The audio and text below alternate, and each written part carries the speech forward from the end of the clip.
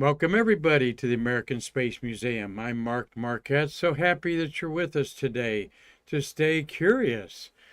Our Monday through Friday live program at 4 o'clock Eastern Daylight Time is broadcast here in the American Space Museum facilities in downtown Titusville, just 10 miles from the Vehicle Assembly Building across the Indian River and all the launch complexes at Cape Kennedy and Cape Canaveral. And if you're new to us, you know that we celebrate the birth of the American space age like none other here in Central Florida on the Space Coast. So, checking out everything that we're go for launch here today. Marty Winkle, my co-producer, about 1,310 or 15 episodes now.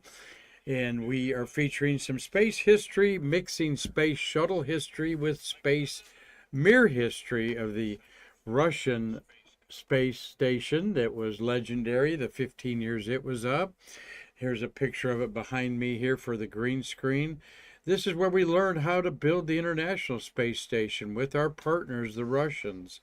And though today we're not much partners on Earth, we are above the Earth.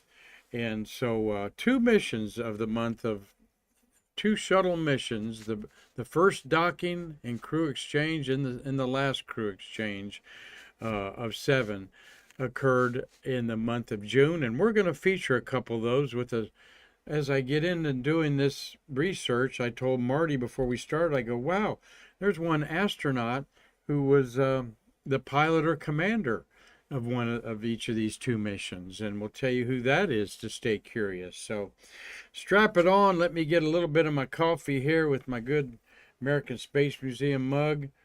Ooh, wow, you didn't put something in that, did you, Marty, for me? Get me through this mission here today. And we've got a strange artifact right here. I'm going to reveal to you that's one of the cool things in our museum that ties in with the Mir space station. So tell your friends to like, share, and hit the buttons there so that we can get out to everybody that we need to. And let me see. Yep, we got Jubilee is there saying hi to me already. And Carlton Bailey, Dave Stangy, and good afternoon to Gary Gerald, and they're all in America. Robert Law, he spent the morning watching the arrival of Axiom 4 at the ISS, he said. So actually that'd be afternoon for him as he's enjoying his evening cocktail up there, aren't you, Robert, in Dundee, Scotland? Now he could be having a little tea instead of his Irish or Scotch up there. So, but anyway, great friends. This is your social hour. You're telling me that we all enjoy getting together and learn a little bit about space history. But an exciting day at the American Space Museum, always, Marty, when we have youth in the building with our STEAM education classes, celebrating science, technology, engineering, arts, and math. And today we were privileged to have the Early Learning Coalition of Brevard County, focusing on books to preschoolers here on our floor. Darby Miller, one of my friends in the community, we met through the Cocoa Beach Chamber when she was involved with that. Now she is involved with getting books in front of kids and story time and so forth. And over in the upper left is Natalia Sepulveda, our wonderful volunteer for our bilingual STEAM classes, as Natalia on the left is a Ron McNair scholar. Ron McNair, of course, losing his life on the Challenger. And she's a Ron McNair scholar that got her master's degree in Spanish. So we've been forging this program out for the last 6 months and now getting legs. And thank you, Darby, for bringing about 40 kids here that got to have a health experience with an ambulance out in our back parking lot. And then somebody whipped a comet together for them out of dry ice to end the show there. So, of course, that was me, and that's why I'm wearing my kind of kids-friendly shirt on today. And we thank Terry White who had a fabulous show tomorrow, over 240 views already, and had over 40 people live watching us throughout the hour. Marty says that's the most eyeballs he's seen on his computer over there. Terry, why aren't you watching Stay Curious? Of course you are if you're watching now, but there's our green screen in the background. We did a great talk on that door that's in the aft compartment of the shuttle. And that blue suit in the back has how many astronaut autographs on it, Marty? I think it's 42. It could be 43. And counting. And thank you. Who are we thanking for that? We're thanking Tammy Miller. Tammy Miller donated that to the museum for our Shuttle Fest silent auction. A gentleman gave us $750 for that for the auction, and then he handed it back to me and said, you guys keep it and do what you want, or auction it again. So these are the type of great friends that we have here at the American Space Museum, and love it, love it, love it. So big day in space history today. Marty, how many humans are orbiting the Earth at this very moment? Why do you ask me those tough questions? Yes, sir. I'll say 13. 13? You missed it by well, we'll get to that in a second. You're saying 13. How many are out there? But first, we got to tell you about our charity auction that's Saturday. Can't be remiss in that. Here it is Thursday. You have responded. Hit that QR code. Then you can start pre-bidding now for 350 lots, and here's a few of them. We talked about them Tuesday. About 50 of them we featured in a really good show. And I'll be sharing some more of those tomorrow with us as we also talk about Asteroid Day.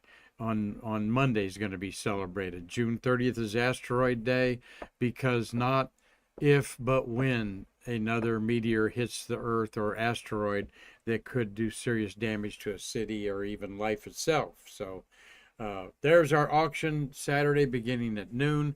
You can bid on the lots right now. Please do. It's a big cash flow for the American Space Museum. There we go. 14 humans orbiting Earth, Marty, as we had 10 and added 4 overnight. The crew of a Crew Dragon up there. Crew Dragon's up at the top. Soyuz MS-27's in the middle. Then we added Axiom last night on the bottom. And we've got 3 tachionauts on the Chinese space station there. Let's look at this in a little bit in depth here. Where's my notes on that? There we are. Just to give you an idea. We now have 636 humans have orbited the Earth since all eternity, as the late public affairs officer of NASA, Hugh Harris, was fond of saying. 83 of those 636 humans are women. Okay. And the last Dragon spacecraft that is planned to be built was flown by Peggy Whitson on the left. Her 5th flight. Peggy is accumulating days in space now. She's up to 676 days in space, the most experienced American astronaut ever. And then 3 rookies. Shubhanshu Shukla from India. And Indians are going crazy over this. Not first, their second astronaut, but the first since the 1980s. And he is one of 4 Yamanonauts, that they call them, in India, that is training to be launched on their own spaceship. So Shukla got the kind of John Glenn or Alan Shepard for Suborbital Award as one that's going to lead India into space in the next decade. Tibor Kapu is from Hungary, and Szlawaz Unazanki Wizunski is from Hungary. No, Kabu's from Hungary. Schwaz is from, Marty, help me out there. He's from, I'm missing that here. There we are. He is from Poland. Polish. That's what the Polish flag is on his ESA deal there. So, they're spending their first day in space. And what did they name the Dragon craft? I'm glad you asked, Dave Stange. There they all are on the International Space Station, 11 of them, quite crowded up there, okay, with 11 people. But the ones in the dark shirts are the Axiom Group, the private company that's going to build a space station attached to our space station and then break it off and hopefully do great things with that. We need that space station built by Axiom when this is deorbited. All right, so we've got Anne McLean there as the commander. Anne's right there, the first woman on the right. Nicole Ayers. Anne McLean is her second flight ISS stint. This is her 246th day in space. And then the SpaceX Crew 10 have been up there 103 days. Nicole Ayers. Nicole's up there in the upper right. 3 women orbiting now on our space station. And then Russian Kirill Peskov. He's up there, and then you've got veteran Japanese astronaut Takuya Onishi. This is his 218th day in space. But 103 days is what the Crew 10's been up there since their launch on March 14th. Okay. And then we've got up there Johnny Kim. This is his 80th day in space, as is Alex Zubritsky, Russian. Launched April 8th, 2015 on a Soyuz spacecraft. This is their 80th. And then Sergei Rykov there, the Russian. This is his 438th day. This is his third long-duration mission. And then you've got on the other things there, I have here the 5 Crew Dragons there lined up there, and people ask them would they name it, and as you see on the far right, they named it Grace. Okay, the last Dragon spacecraft built to orbit entered orbit with Grace, and it follows endeavor, resilience, endurance, and freedom. Peggy Whitson made the announcement as they were going up to their orbit. Even she said, we had an incredible ride uphill, and now we'd like to set our course for the International Space Station aboard the newest member of the Dragon fleet, our spacecraft named Grace. Grace is more than a name, Whitson said. It reflects the elegance with which we move through space against the backdrop of Earth. It speaks to the refinement of our mission and the harmony of science and spirit, and the unmerited favor we carry with humility. Grace reminds us that spaceflight is not just a seed of engineering, but an act of good work for the benefit of humans everywhere. And that is an appropriate name, Grace. And a maiden flight, nominal, no issues at all. There might be a few technical nits in there, but what a beautiful launch at 2:30 in the morning, 2:31 to be exact, Wednesday morning, just yesterday. And caught up on my sleep, Marty. That always kills me when I have to get up in the middle of the night. And that's the comfort zone that we all reach in our senior years, right, Marty?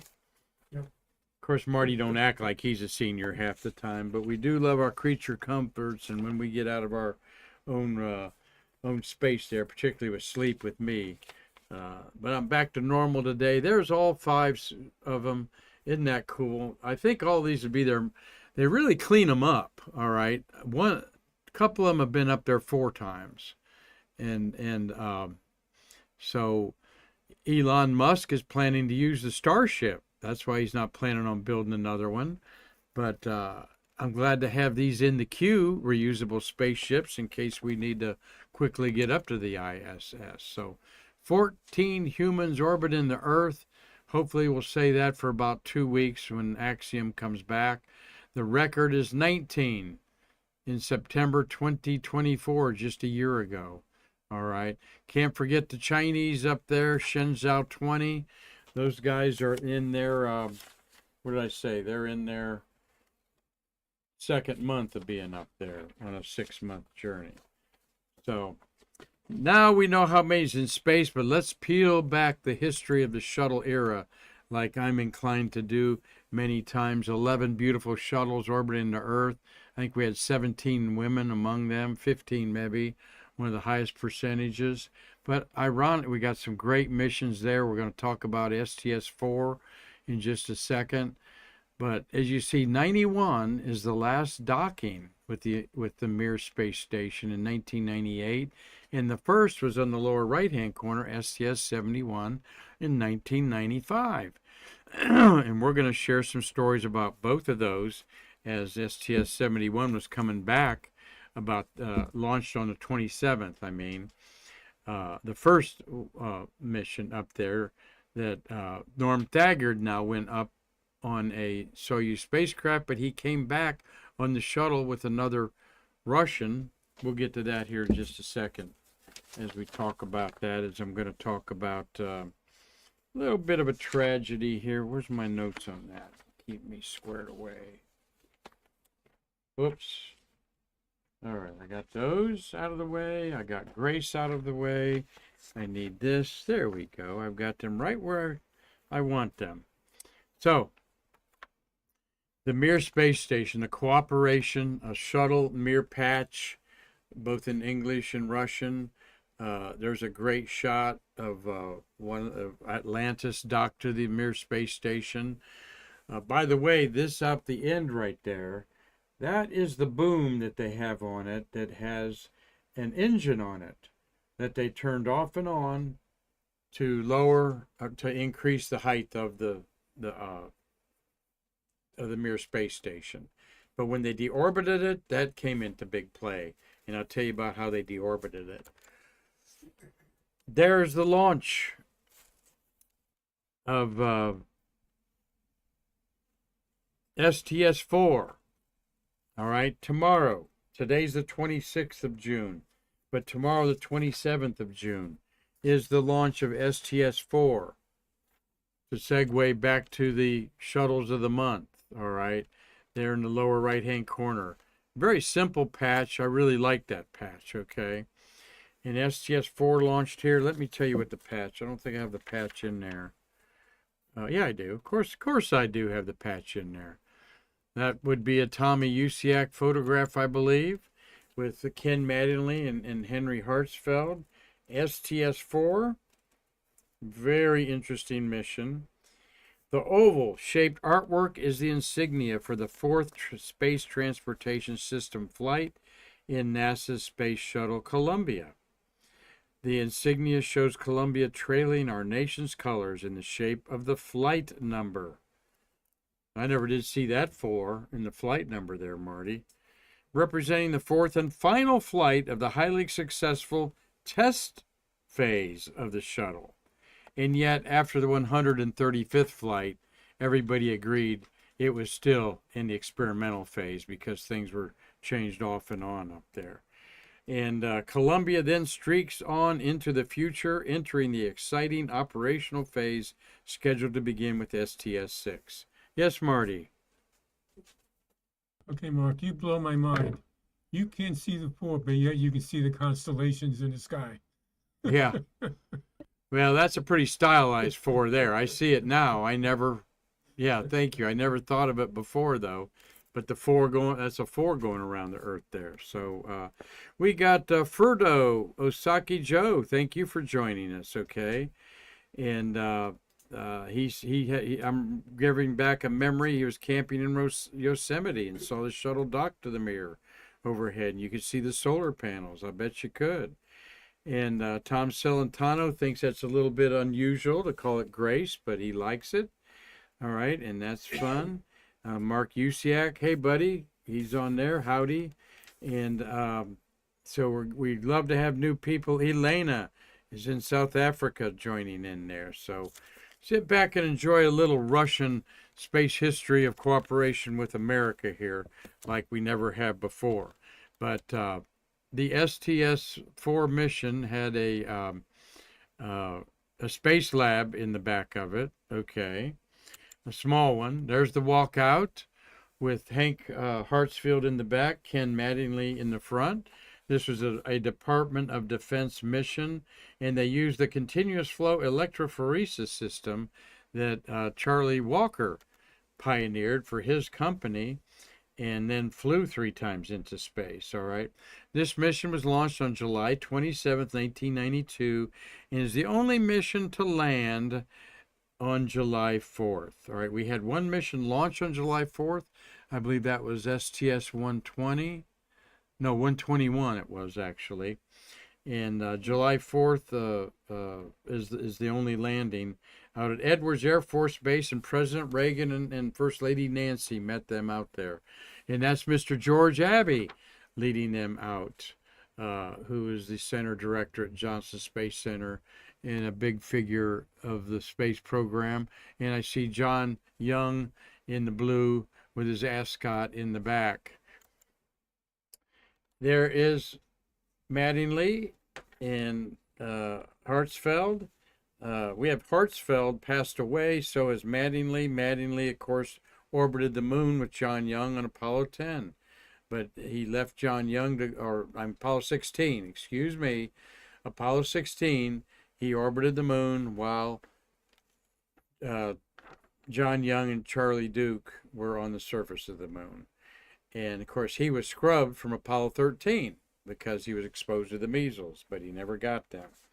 This is the only time that the solid rocket booster casings were lost, when the main parachutes failed and they sank in the ocean upon impact. And again, after this mission, those are ejection seats that they've had in there that were supposed to blast them out of the top, like that was going to work.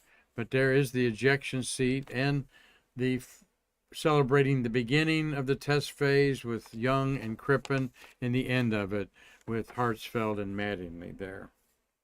So what a great mission. 4 times the Columbia went up, and then it was Challenger's turn. And so these were missions that really put one vehicle through its paces until we knew that we could do this over and over and over again. So celebrating that tomorrow, the launch. Well, let's get to the Mir space station and the docking of it. This is an approach of a docking taken by, I think this is a composite, all right, because any picture of the shuttle with the Mir was taken from a Soyuz spacecraft in there. So, and that kind of got a little bit mumble jumbled because I wanted to share this crew, Soyuz 11, over the weekend, the first space station in 1971. Now, our Skylab space station was 1973 and 4, okay? And in fact, the first crew just landed a few weeks ago in 1973. Well, this is the crew of Salyut 11. They were the only crew to go to Soyuz 1 space station, and they tragically died on re-entry due to a depressurization event, and they didn't have spacesuits on. This is them in the spacecraft. They just wore light flight clothes like we did the first 25 shuttle launches, and because they didn't have air equipment, helmets, when the parachutes opened up on Salyut, there was something jarred open about 1/4 of an inch, a valve that all the air escaped, and the cosmonauts peacefully died. All right. This is a photograph that was in the spacecraft that landed okay, and they wondered why there wasn't communications. They thought the communications link had broke, though they really knew it hadn't. And when they opened up the capsule, the men were there like they were sleeping. But this is the world's first space station, Salyut, that they spent 21 days on, and they had a big funeral in Red Square with the deceased astronauts shown there in their coffins. Quite a tragic event for Russia and all spacefaring people thinking about that. Don't want to forget about that, as we won't talk about that as it's over a weekend event there. So, but we will talk about the first docking with the Russian space station. Involved 9 astronauts and cosmonauts. And let's look at what the patch says. STS-71 launched on June 27th, 1995 at 3:32 p.m. This patch depicts Atlantis in the process of the first international docking mission of the space shuttle with the Russian space station Mir. This is in 1995, folks, okay? 30 years ago. The names of the 10 astronauts and cosmonauts who will fly aboard Atlantis are shown along the outer border ring. The rising sun symbolizes the dawn of a new era of cooperation between the two countries. Atlantis and Mir are shown in separate circles, converging at the middle, in the center, symbolizing the merger of the space programs of the two nations. The flags of the United States and Russia emphasize the equal partnership of the mission. The joint program symbol at the lower center represents the extensive contributions made by both countries. That's this symbol right there, the epsilon for engineering, and that would be the engineering symbol for Russia. Mission control centers. The contributions of the mission control centers. The patch was designed by space artist Robert McCall, who also designed the patch for the Apollo-Soyuz project in 1975, the first international space docking. Now, I think that's incorrect. I think Chris Callie's dad, Paul, created the Apollo-Soyuz test project patch, and we'll confirm that later. But going up, here is the crew shot. Anyway, that's a cool, simple, but once adversaries go into the moon and in nuclear Cold War, now in 1995, we were cooperating with each other. And it all was set the stage by the Apollo-Soyuz test project in 1995 that we'll be celebrating here at the American Space Museum on July 19th.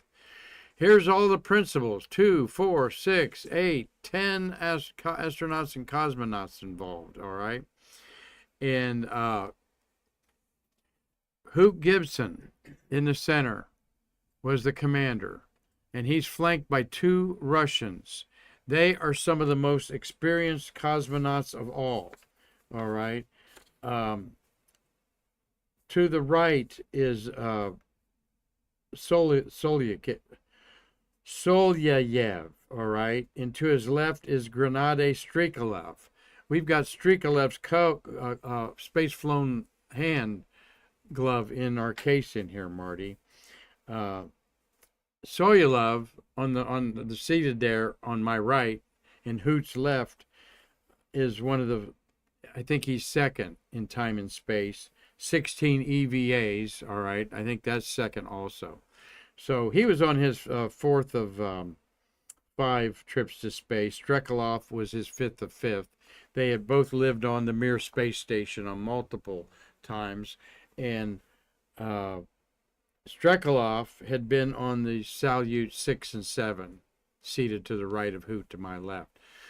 We love this guy, okay? Norm Thagard, out to Space Center all the time. There's another Russian that did a lot of time in space. Dozurev, okay? No, that's Budarin. That's Budarin on his 1st to 3rd. All right.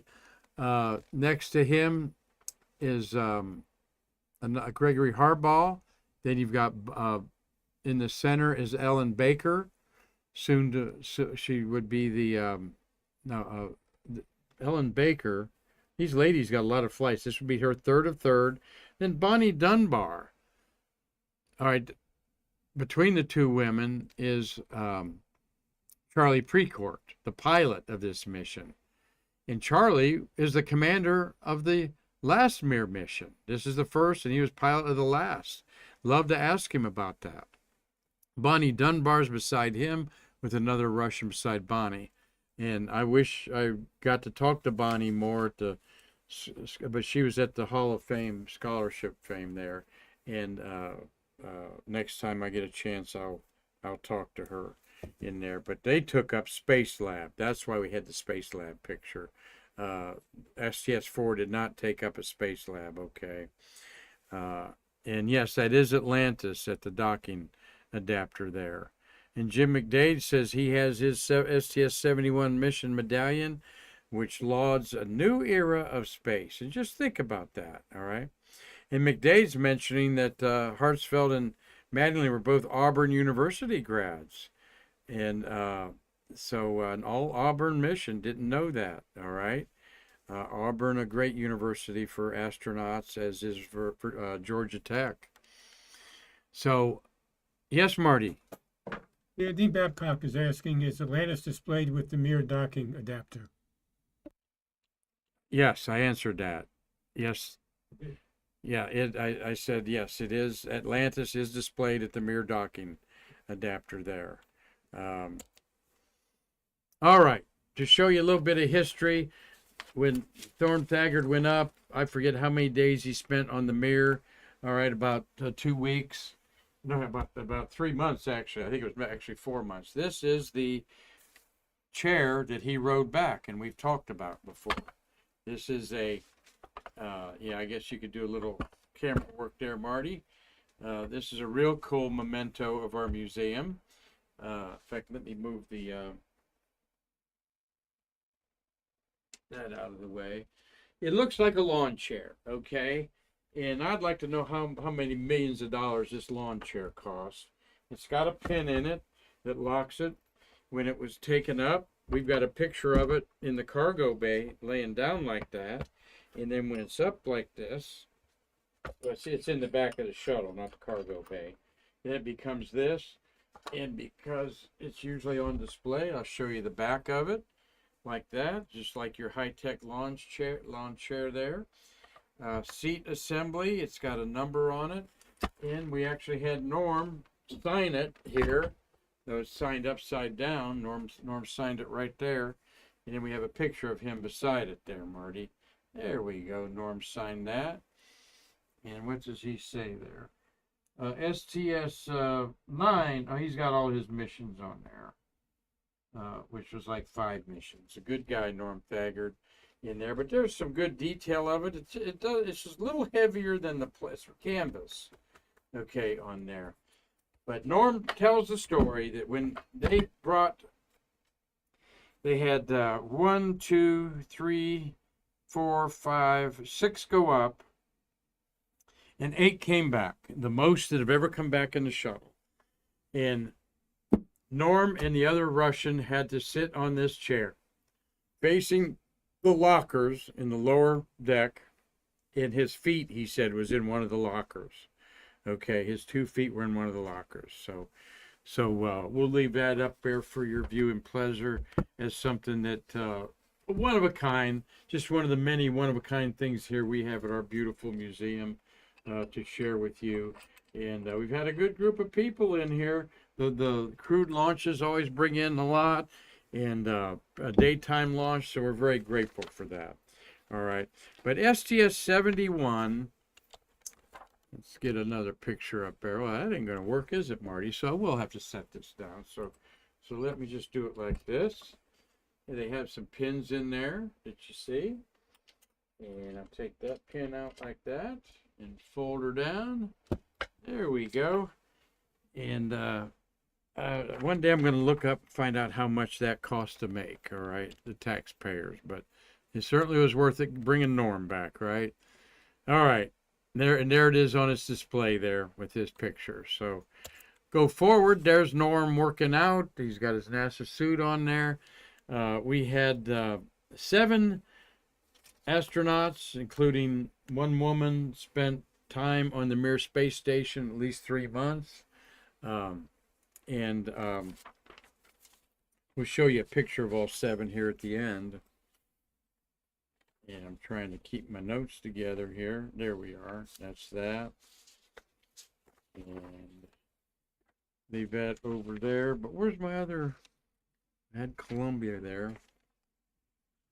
Had another sheet of notes here. Bear with me, folks. Where is that one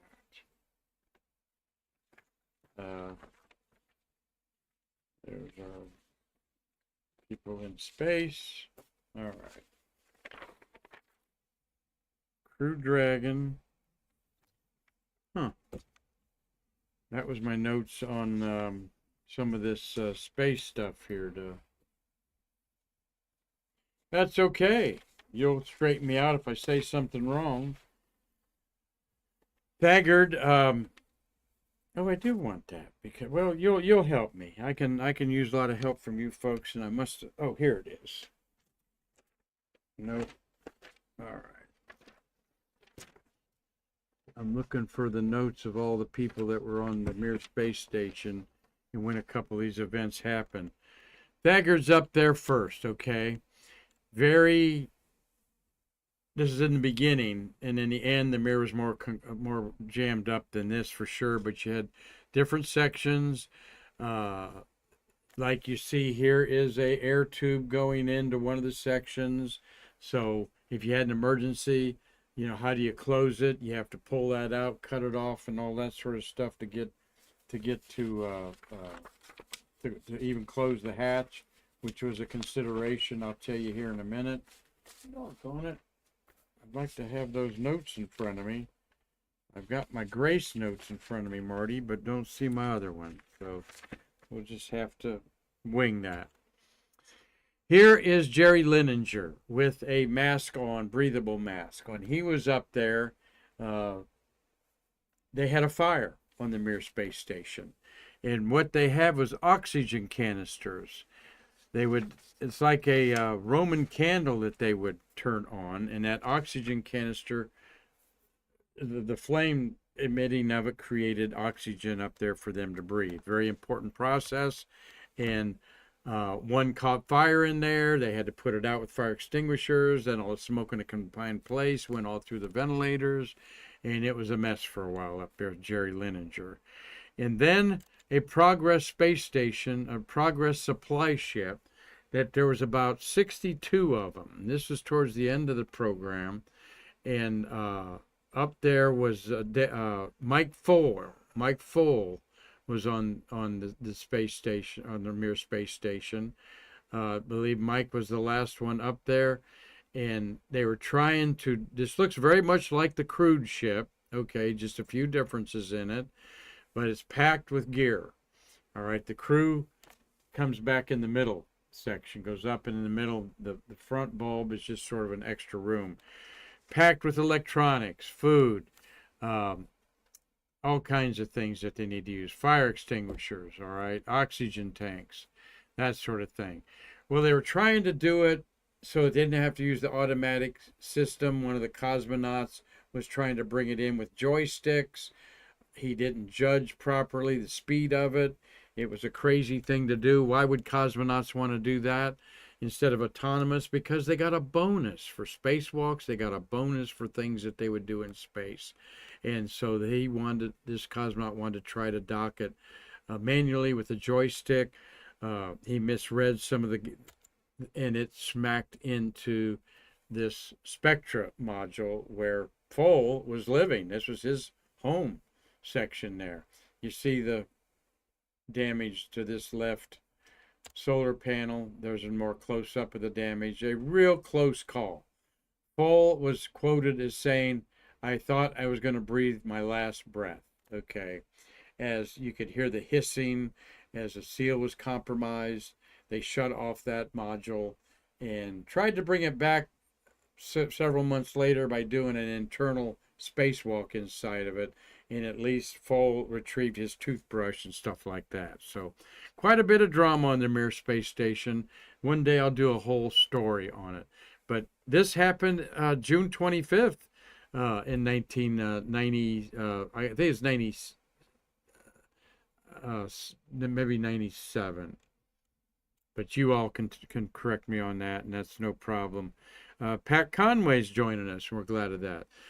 Things that we have in the museum that we come across are here is a payload bayliner from Shuttle mission on a card there in American and Russian. Those were handed out at events around Kennedy Space Center and here at the Space Museum. And a coin that contains material from the shuttle and the Mir melted in this coin like this, space flown. You're not going to visibly see the metal in there. It's in the coin, aluminum coin. But we like having these for $20. It's space flown. You're holding something that's in outer space. This medallion contains metal from both of those. on that. So little trinkets that you can have about that. Again, Atlantis docked to the Mir space station. The side view, it doesn't look as busy and like you saw from those other pictures there. But again, a Soyuz space capsule with cosmonauts either arriving or leaving took this photograph. Classic photograph of the shuttle era. And the final flight to Mir space station occurred in June. STS-91 launched on June 2nd, landing on June 10th. All right.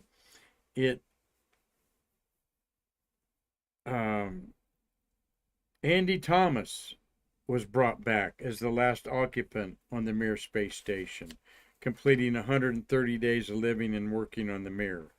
All right. And of course, they had some life science experiments and all that good stuff. And let's see what the patch means in this classic book that we have on mission handbook patches. The 9th flight of the Shuttle Mir Phase 1 docking missions.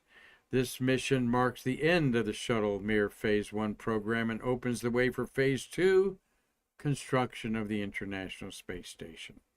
The crew patch depicts the rendezvous of Discovery with the space station Mir. This again happened in 1998. The flags of the U.S. and Russia are displayed at the top, just like the other one was, the first docking.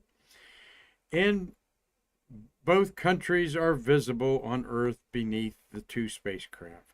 The names of the American crew members surround the insignia on the outer areas, with the name of cosmonaut Valery Rumyan in Cyrillic at the lower right. The Alpha Magnetic Spectrometer is an international payload planned to fly in the payload bay. And that is shown in the payload bay there, and that was actually taken back up to the International Space Station permanently, mounted to it on STS-132. The thin golden streams flowing into the AMS represent the charged elementary particles. The detection of antimatter in space will help scientists better understand the physics and origin of the universe. So you had Charlie Precourt on there. And there's Charlie. Like I said, he was at the first docking and the last docking. How cool is that? He's only 69 years old, by the way, Marty. A real youngster. Dominic Pudwell-Gorey was the pilot. There is, again, Precourt in the commander's seat there. Of course, in an airline, you call the pilot and co-pilot, all right? But the commander is actually the pilot and flying the shuttle. And the co-pilot would be who you call commander. Because nobody was co-pilot, to anything, in the space shuttle. Right, Marty? Each of these men were well trained on there. Have I got a crew photo there? Yeah, we do. Wendy Lawrence, whose nickname was Too Short. She was going to do a spacewalk. And she was actually going to live on the International Space or on the Mir space station. And David Wolf took her place because she was too short to fit in the Sokol EVA spacesuit of Russia. All right. And she jokes about that. She's about 5'4", maybe 5'3". But this is Precourt's fourth and last. Dominic Pudwell, his first of four. Pudwell's on the left there. Gorey's actually his name, Gorey, Dominic Gorey. Wendy Lawrence, her third of 4 flights to space. Her second trip to the International Space Station. The Mir Space Station, which she said was cluttered. They never threw nothing away. Franklin Chang Diaz up there beside Wendy. This is his 6th of 7th flights. Janet Kavandi in the middle, first of 3. And Valery Rumyan, okay, his 4th and last. And we'll tell you a story about Rumyan there. And then you got Andy Thomas, okay, dual citizen of Australia and America there. And he was being brought back from the Mir Space Station. Rumyan, quite a character. Here you see him in the White Room. No, you don't, but there you do. There you see him in the White Room. I believe that might be Travis Thompson, who was on our show for a while. We just have lost track of Travis for a while. But Rumyan was one of the highly experienced Russian cosmonauts, but he's also the architect of the Salyut and Mir space stations. He spent a stint on the Mir, and he wanted to go up and see the International Space Station. He basically pushed his own ticket and said, "I'm going up there and check it out. You know, this is going to be the last time that a Russian can go on up there on this to visit it." No, I mean the shuttle. One of the last times, anyway. And up, he had a duffel bag. In fact, that might be that duffel bag right there, Marty, up there. And it's pretty common knowledge that when they opened up that duffel bag, they saw about several gallons of vodka in plastic water jugs that you buy at the store. Those kind of floppy water jugs there. But everyone swears that some vodka was taken up to the Mir space station for the cosmonauts. And why not? Because the physician for the cosmonauts recommended at the end of a shift a shot of vodka, okay, to calm their nerves and relax. Something that we don't do in America. We don't know if they do this on the International Space Station because they have their own cargo ships docked with them. Thagard was a little bit surprised when he had his first meal with the cosmonauts on the Mir space station. And after they had their borscht and cabbage and whatever else they have, they lit up a cigarette right in front of Norm.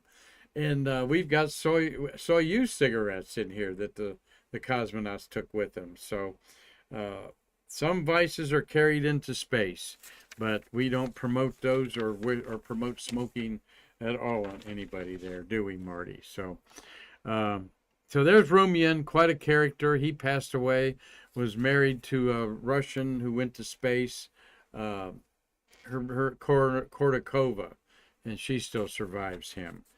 And of the 83 women that have been to space, only 4 are Russian. The first 2, Kondova, and then a lady that went up about a year ago. So they've not integrated their females in their space program very well. And there's the launch of STS-91. 91 going to space up there. And Charlie Precourt, again, enjoying the Mir space station and the Mir in orbit. All right, quite a conglomeration of solar panels and so forth.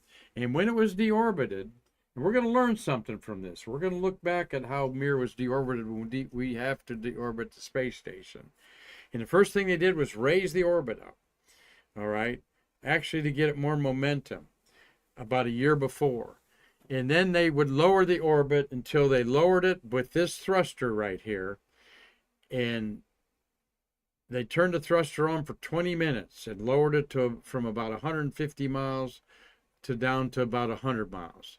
And then the next pass over the appropriate area, they again turned this engine on and had it fire and put the space station Mir in the Indian Ocean right where they wanted to put it. So, and there were Russian astronauts that went to the Fiji Island to see this fall down in there. So, hello there from Puerto Rico, Legendarios Films, and Cliff Watson is in Pomona, Australia. And yes, there were Dean Babcock, some astronauts we were talking about on there. That we were talking about Lininger going through the fire and Foale going through that crash, and either one of them could have killed everybody on there. It was just lucky that they didn't. And Nick Deacons has found us from England. Thank you, sir, for watching today on there. So let's help me go to the Mir, the Americans that were on the Mir space station from left to right. Norm Thagard. And then, of course, that's John Blaha. Love John. Jerry Lininger and David Wolf seated down there. And that's Andy Thomas on the left, Shannon Lucid, and Mike Foale on the right. These are the Americans that spent at least 3 months on the Mir space station. Either one of them probably has some harrowing tales of things that happened there. Now, I'm not sure if they did spacewalks on there. I'd have to dig that up. Go ahead, Marty. Yeah, RG Jubilee is asking, How can they smoke cigarette in the oxygen-filled space? Wouldn't it explode like Apollo 13? Nope, it would not. And it's a mix of oxygen and nitrogen. Okay. There wasn't pure nitrogen up there, but believe me, they smoked cigarettes on there and had a shot of vodka too. Uh, so, uh, uh, yes, so, and it is a nasty habit, as Jubilee's pointing out. It's an addiction, and a lot of people have a hard time kicking it. So we respect that. Not a comment on smoking here today.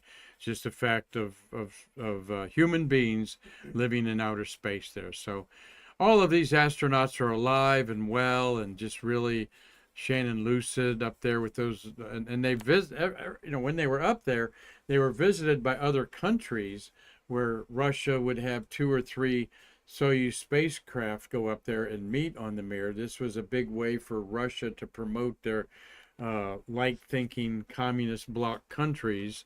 And so there was quite a few people that lived on the Mir space station. And these 7 Americans can all talk about it. And I don't think Norm Thagard talks about it enough, Marty, particularly about his recumbent chair here. That again showed you here on Stay Curious. I'll go put it back in our collections up there.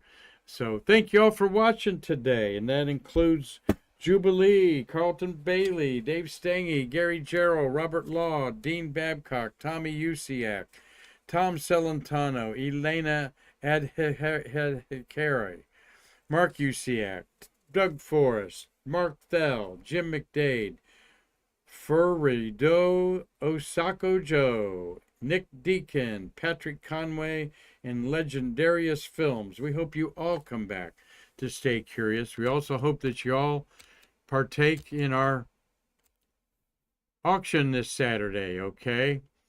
And go back and see what Terry told you about the thermal protection system on our shuttle. Just the standard that is used today on all space vehicles. And auction Saturday, check it out right now. And we'll leave you with remembering 14 humans are orbiting the Earth right now.